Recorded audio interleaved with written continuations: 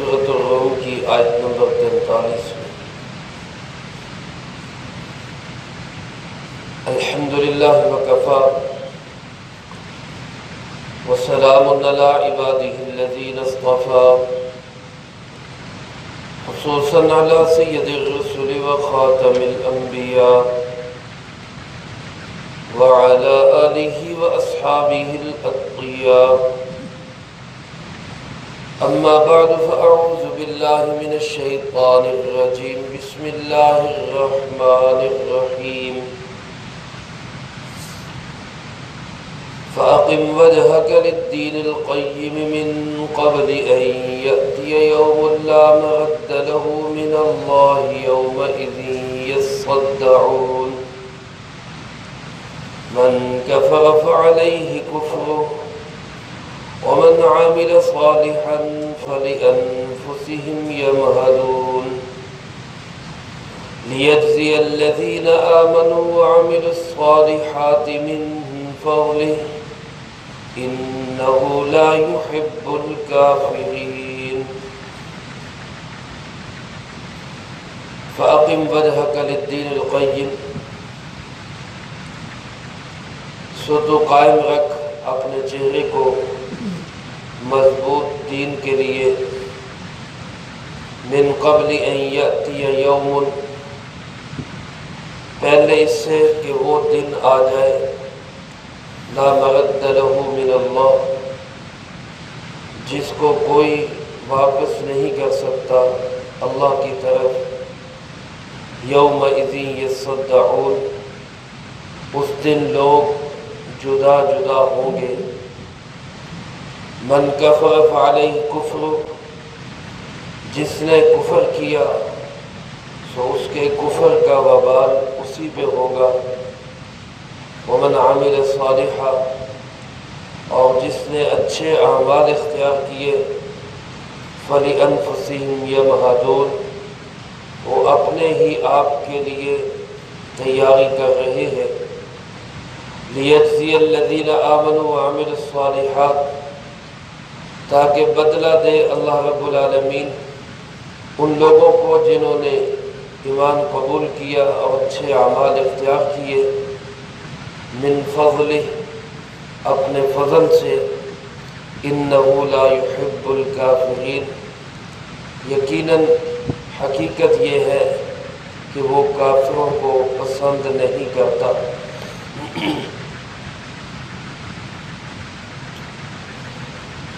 اس سے پہلی آیت مبارکہ میں اللہ پاک نے یہ بات واضح فرمائی کہ زمین و آسمان میں خشکی اور سمندروں میں بحر و بر میں جتنا فساد بگاڑ حالات کی خرابی ہوتی ہے وہ سب کا سب اس کا بڑا سبب خود انسانوں کے اپنے اعمال ہیں بہت سارے اعمال تو اللہ معاف کر دیتا ہے کچھ اعمال ہے جن کا یہ نتیجہ بگاڑ کی شکل میں ظاہر ہوتا ہے اور میں اگر یہ بات دیکھنی ہو تو زمین میں چل پھر کے دیکھ لو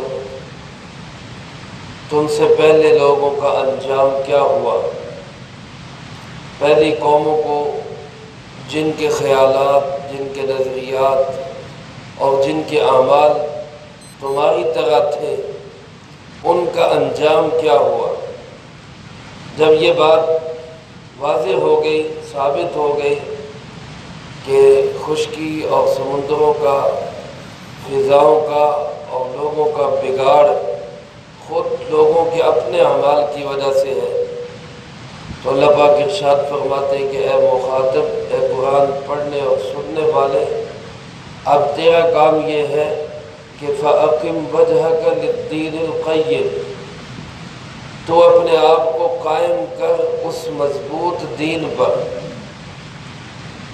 خود اپنا رخ سیدھا کر اقم وجہ کا اپنا چہرہ قائم کر یعنی اپنا رخ سیدھا کر اپنے آپ کو قائم رکھ اس دین پر القیم جو مضبوط دین ہے اور وہ مضبوط دین کیا ہے اللہ ایک ہے اس کا کوئی ساجی اور شریک نہیں۔ جناب محمد کریم صلی اللہ علیہ وسلم اللہ کے آخری نبی ہے، قرآن سچی اور آخری کتاب ہے، قیامت کا دن کا آنا برحق ہے، یہ دین قیم ہے، اس مضبوط دین پر خود کو قائم کرو۔ یہ خطاب مجھے آپ کو بھی ہے، ہم سے پہلے جو مسلمان گزر گئے قرآن کریم کو پڑھتے رہے ان کو بھی خطاب تھا۔ قیامت تک جتنے لوگ آئیں گے بالخصوص مسلمان، ان کو اللہ رب العالمین کی طرف سے یہی حکم ہے کہ تم اپنے آپ کا رخ دین مضبوط کی طرف قائم رکھو، اس پہ قائم رہو، اس کے بغیر کہیں نجات نہیں ہے۔ اور فرمائے من قبل ان یأتی یوم، اپنا رخ سیدھا کر لو، مضبوط دین پہ قائم ہو جاؤ، اس دن کے آنے سے پہلے پہلے لا مرد لہ، جس کو کوئی ٹال نہیں سکتا، جس دن کو کوئی ہٹا نہیں سکتا۔ اس دن سے مراد قیامت کا دن ہے۔ ظاہر بات ہے کہ ساری انسانیت بھی مل کے چاہے کہ قیامت نہ آئے تو کوئی قیامت کے آنے کو روک نہیں سکتا۔ فرمایا کہ اس دن کے آنے سے پہلے پہلے جس کو کوئی واپس نہیں کر سکتا، جس کو کوئی ٹال نہیں سکتا، اپنا رخ سیدھا کر لو۔ اور وہ دن آئے گا کہاں سے؟ من اللہ، اللہ رب العالمین کی طرف سے۔ اس دن کے آنے میں جس کو لانے والا خود اللہ ہوگا، اس کو کوئی ٹال نہیں سکتا، اور آنا بھی یقینی ہے، اور پھر اس دن نتیجہ بھی ظاہر ہوگا، تو لہذا اس نتیجے کے آنے سے پہلے پہلے اپنا رخ سیدھا کر دو۔ وہ نتیجہ کیا ظاہر ہوگا؟ اللہ پاک ارشاد فرماتے یومئذ یصدعون، اس دن تمام لوگ جدا جدا ہوں گے، بکھرے ہوئے ہوں گے، الگ الگ ہوں گے۔ علماء نے لکھا ہے یصدعون سے مراد یہ کہ کافر الگ ہوں گے، مسلمان الگ ہوں گے۔ کفار میں جتنے طبقات ہیں، یہودی، عیسائی، ہندو اور اسی طرح دوسرے طبقات، وہ الگ ہوں گے، اور پھر امت مسلمہ کے اندر جتنے طبقات ہیں وہ الگ ہوں گے۔ امت مسلمہ کے طبقات میں پھر آگے تقسیم ہوگی، نیک صالح ایمان والے الگ ہوں گے، ہلکے درجے کے گناہگار الگ ہوں گے، اور بڑے درجے کے گناہگار الگ ہوں گے۔ پھر ان میں الگ تقسیمات ہوں گی، توحید والے الگ ہوں گے، نمازوں میں زیادہ کثرت کرنے والے الگ ہوں گے، روزوں کی کثرت کرنے والے الگ ہوں گے، جہاد فی سبیل اللہ کرنے والے وہ الگ ہوں گے۔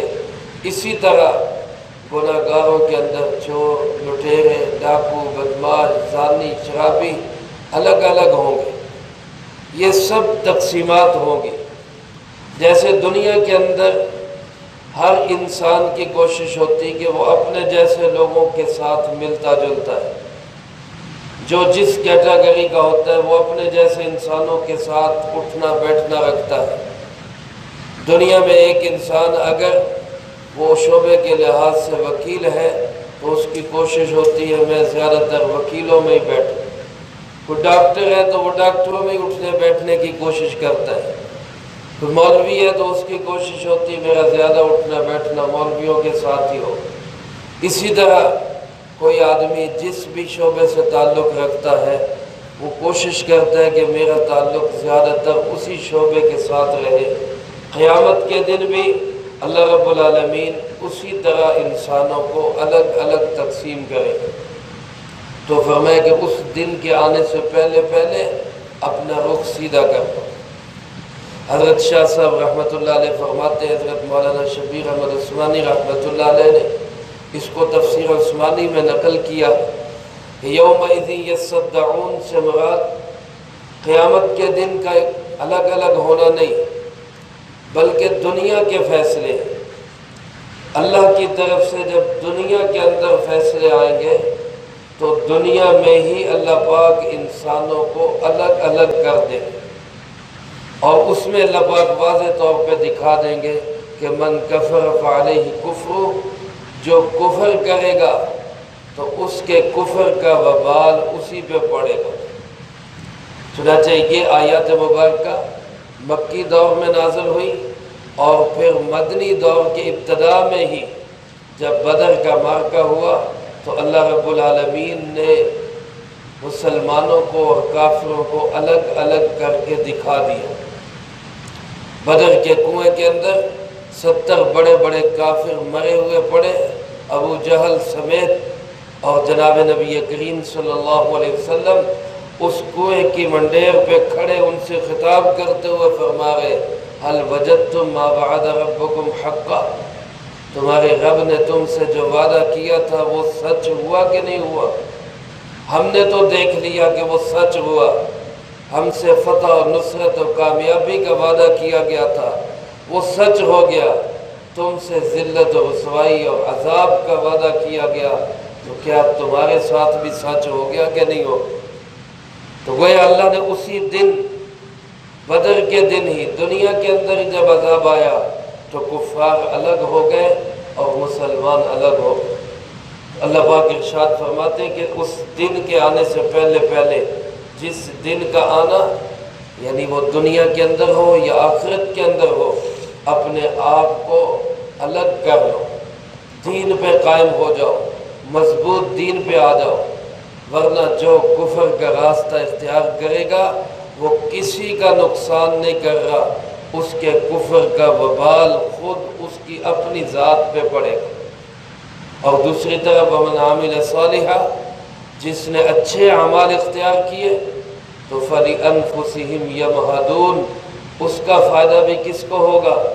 خود اس کی ذات کو ہوگا کہ وہ اپنے آپ کو تیار کرے گا جنت کے لیے۔ یمہدون تمہید سے ہے، جیسے کوئی گفتگو کرتا ہے تو پہلے تمہید باندھی جاتی ہے، یا کوئی کتاب لکھتا ہے تو پہلے اس کا لب لباب اور خلاصہ اور مقصد لکھتا ہے، تیار کرتا ہے کہ میں کیوں کتاب لکھ رہا ہوں۔ اللہ پاک فرماتے ہیں کہ یہ جو اعمال صالحہ والے ہیں یہ دنیا میں رہتے ہوئے جنت کی تیاری کر رہے ہیں۔ فَلِأَنفُسِهِمْ يَمْهَدُونَ، یہ اپنے آپ کو جنت کے لیے تیار کر رہے ہیں۔ فرمایا لِيَجْزِيَ الَّذِينَ آمَنُوا وَعَمِلُوا الصَّالِحَاتِ، یہ نتائج کیوں نکلیں گے؟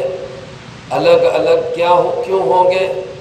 کفار علیحدہ، مسلمان علیحدہ، دنیا میں بھی آخرت میں بھی۔ یہ کس لیے؟ تاکہ اللہ بدلہ دے آمنو، ایمان والوں کو، وعامل الصالحات، اور اچھے اعمال اختیار کرنے والوں کو، من فضلہ، اپنے فضل سے، اللہ اپنے فضل سے ان کو بہترین بدلہ دے اس کا۔ یاد رکھیں میرے عزیز دوستو، دنیا کے اندر بھی اور آخرت میں بھی کسی بھی انسان کی نجات اللہ کے فضل کے بغیر ممکن نہیں۔ اللہ کا فضل ہوگا تو نجات ہوگی۔ اللہ رب العالمین اپنا فضل فرمائیں گے تو اچھا بدلہ ملے گا۔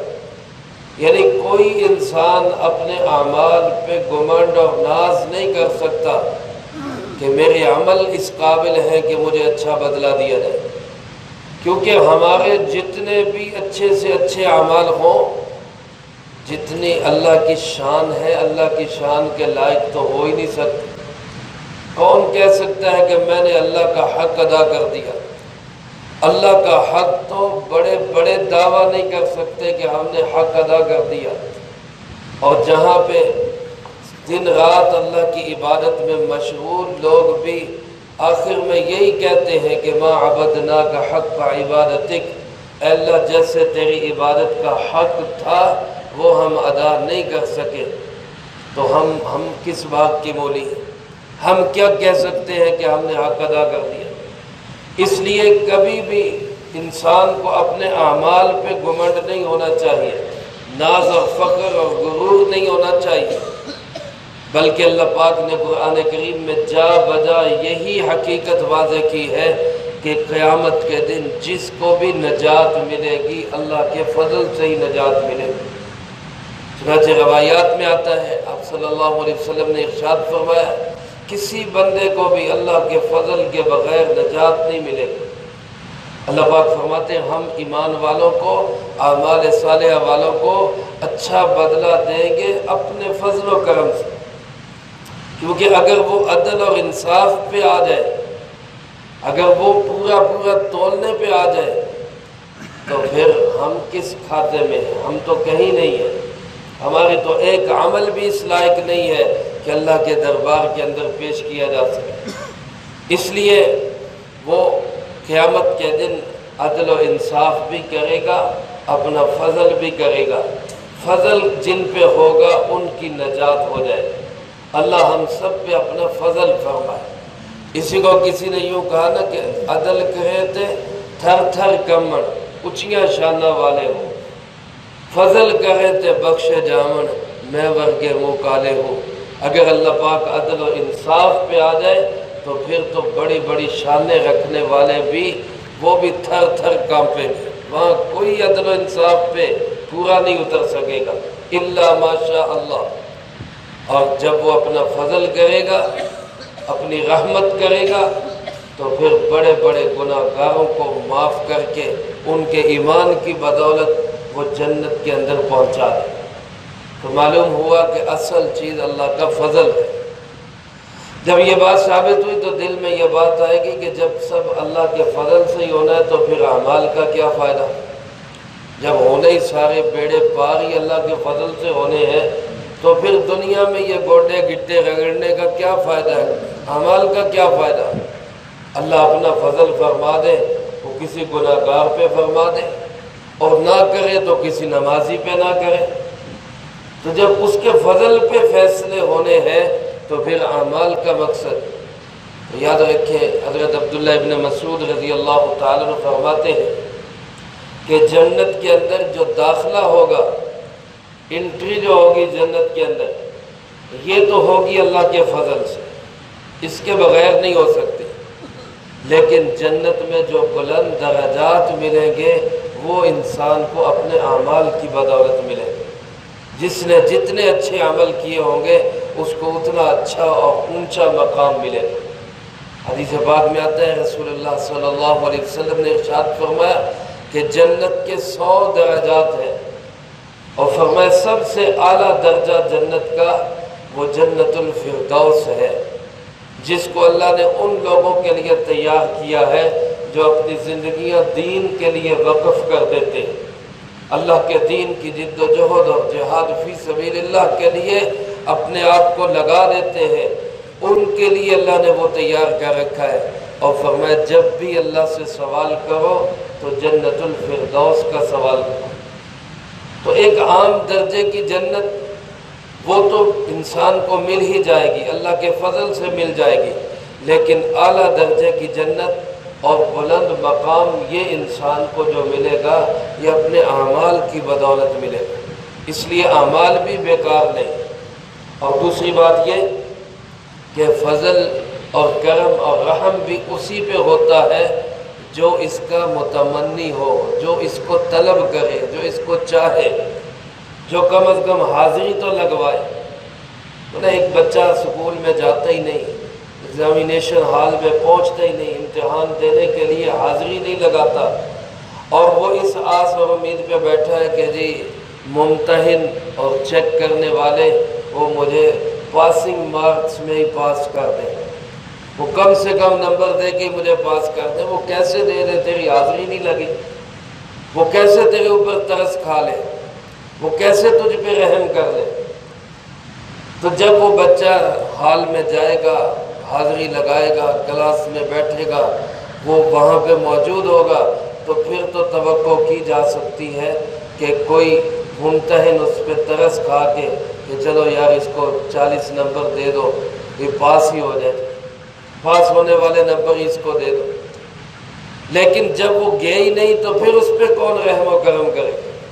ایک بندہ اللہ کی طرف متوجہ ہی نہیں ہوا، ساری زندگی اس نے اللہ کے گھر میں قدم ہی نہیں رکھا، وہ آئے ہی نہیں، وہ اپنا فضل کر دے تو کون روک سکتا ہے؟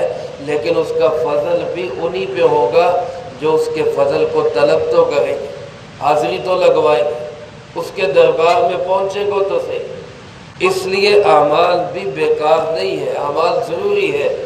ہاں اعمال کرتے کرتے ڈرتے رہنا چاہیے کہ ہمارا عمل تو اس قابل نہیں کہ اللہ کے ہاں قابل قبول ہو، اللہ اپنے فضل سے عمل کو قبول بھی کر لے اور ہمیں نجات بھی نصیب فرما دے۔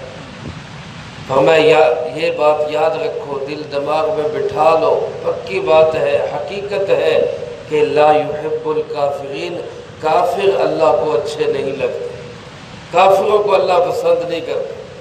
کافروں میں جتنے مرضی اچھے اعمال ہو، وہ جتنے مرضی بااخلاق ہو، وہ جتنے مرضی خدا ترس ہو، وہ جتنے مرضی سخاوت کرنے والے ہوں، جب تک وہ کفر پہ قائم ہے اللہ کو وہ اچھے نہیں لگتے۔ ان کی اچھی صفات کا بدلہ اللہ ان کو دنیا میں دے دے گا، لیکن آخرت میں ان کے کسی نیک عمل کا کوئی اجر و ثواب نہیں ہوگا۔ ہاں کفر کو چھوڑ کے ایمان پہ آ جائے، اللہ کو مان لے، جناب محمد کریم صلی اللہ علیہ وسلم کو اللہ کا آخری نبی تسلیم کر لے اور ایمانیات کے تمام تقاضوں کو تسلیم کرتے ہوئے اپنے دل دماغ میں بسا لے اور نظریہ اور عقیدہ بنا لے، تو پھر اللہ کے پسندیدہ لوگوں میں وہ شامل ہو جائے۔ بعض اوقات ہمارے دل میں بھی یہ بات آ جاتی ہے کہ کافروں کے اندر اتنی امانت داری، اتنی دیانت داری، وہاں یہ اچھے کام، وہاں یہ اچھے کام۔ ٹھیک ہے، ان کے اچھے کاموں کی تعریف ہونی چاہیے، اور ہمیں مسلمانوں کو بھی کوشش کرنی چاہیے کہ ہم ان سے بھی اچھے اعمال والے بنیں۔ ہمارے اندر بہت کمی ہے امانت اور دیانت کے لحاظ سے، بالخصوص آج ہم کافی پیچھے رہ گئے ہیں۔ ہمیں ان کے برابر نہیں، ان سے آگے آنا چاہیے، لیکن یہ بھی نہیں کہ صرف امانت داری یا دیانت داری یا وہ جھوٹ نہیں بولتے اس بنا پہ وہ مسلمانوں سے اچھے ہو گئے۔ ایک کافر، ایک ہزاروں کافر نہیں لاکھوں کافر ہوں، ایک اس شخص کے مقابلے میں جو ایمان والا ہے، جو اللہ پہ ایمان رکھتا ہے، رسول اللہ صلی اللہ علیہ وسلم پہ ایمان رکھتا ہے، چاہے وہ پرلے درجے کا گناہ گار ہے، اللہ کی نگاہ کے اندر یہ ہزاروں لاکھوں کافروں سے بہتر ہے۔ یہ ایمان والا ہے، اور کافر ایمان پہ جو نہیں ہے وہ اللہ کو پسند ہی نہیں۔ اور اس شخص کی کیا زندگی ہوگی، اس شخص کا کیا انجام ہوگا جو اپنے مالک کو ہی اچھا نہیں لگتا، جو اپنے مالک کو ہی پسند نہیں، اس کا کیا انجام ہوگا، اس کا کیا نتیجہ نکلے گا جس کو مالک ہی پسند نہیں کرتا۔ ایک دلہن جو ہے وہ تیار ہوتی ہے دلہے کے لیے، ساری دنیا کہے کہ دلہن بڑی اچھی، بڑی خوبصورت، بڑی ماشاءاللہ، اور جس کے لیے سجی سمری بنی تیار ہوئی ہے وہی گھونگھٹ اٹھا کے کہتا ہے کسے نہ کام دیے بیکار ہے، تو پھر کیا فائدہ اس کے سجنے سنورنے کا؟ جس کے لیے بنی اس کی کو پسند نہیں آئی۔ تو ہم بندے اللہ رب العالمین کے ہیں، ہمیں پیدا اس نے کیا ہے، جانا اسی کے پاس ہے، اگر اسی کو پسند نہ آئے تو پھر دنیا کے لیے سجنے سنورنے کا کیا فائدہ؟ دنیا کہتی رہے بڑا اچھا ہے، دنیا کہتی رہے بڑا دیانتدار ہے، فلاں ہے فلاں ہے، اللہ کو پسند آئے گا تو پھر بات بنے گی۔ اور اللہ کو پسند کون آئے گا؟ وہ ایمان والا پسند آئے گا، کافر کبھی بھی اللہ کو پسند نہیں آئے گا۔ اللہ پاک ہمیں کفر اور شرک سے محفوظ رکھے، ایمان نصیب فرمائے، زندگی بھی ایمان پہ نصیب فرمائے، موت بھی ایمان پہ نصیب فرمائے۔ ایمان کے ساتھ ساتھ اپنے اعمال پہ گھمنڈ نہیں ہونا چاہیے، لیکن اعمال کی کوشش ضرور کرتے رہنا چاہیے تاکہ اللہ پاک ہم پہ اپنا فضل و کرم فرما دے اور ہمیں نجات نصیب فرما دے۔ اس ساری دنیا کے بگاڑ کو اگر ہم درست کرنا چاہتے ہیں تو اس کا ایک ہی حل ہے کہ قرآن و سنت کی طرف واپس آ جائے۔ فَأَقِمْ وَجْهَكَ لِلدِّينِ الْقَيِّمِ، مضبوط دین پہ قائم ہونے سے ہی دنیا کا فساد اور بگاڑ ٹھیک ہو سکتا ہے، اور کوئی چیز نہیں ہے جو اس دنیا کے فساد و بگاڑ کو ٹھیک کر سکے۔ آج وبائیں ہوں، بلائیں ہوں، آفات ہوں، حوادثات ہوں، اموات کی کثرت ہو، مہنگائی کا ہونا ہو، یا کوئی بھی اور اس قسم کے عذابات کی شکلیں ہوں، ان سب کے دور کرنے کا واحد حل یہی ہے کہ اپنے آپ کو مضبوط دین پہ قائم کر، قرآن و سنت پہ واپس آ جاؤ۔ اس کے بغیر نہ یہ بلائیں ٹل سکتی ہیں، نہ آفات، نہ مصیبتیں اور پریشانیاں دور ہو سکتی ہیں، نہ ہمارے حالات اچھے ہو سکتے۔ اللہ ہمیں اس مضبوط دین پہ قائم ہونے کی توفیق نصیب فرمائے، جو کہا سنا اس کو زندگی میں لا کے دوسروں تک پہنچانے کی توفیق عطا فرمائے۔ اللہم انت السلام و منک السلام، تبارک ربنا و تعالیک یا ذا الجلال والاکرام۔ اللہم اعنا علی ذکرک و شکرک و حسن عبادتک۔ اللہم احسن عاقبتنا فی الامور کلها واجرنا من خزی الدنیا وعذاب الآخرہ۔ اللہم باقیتا کباقیت الولید، اللہم استر عوراتنا وآمن روعاتنا۔ اللہم انا نجعلک فی نحورہم ونعوذ بک من شرورہم۔ اللہم اکفنا بحلالک عن حرامک واغننا بفضلک عمن سواک۔ اللہم اکفنا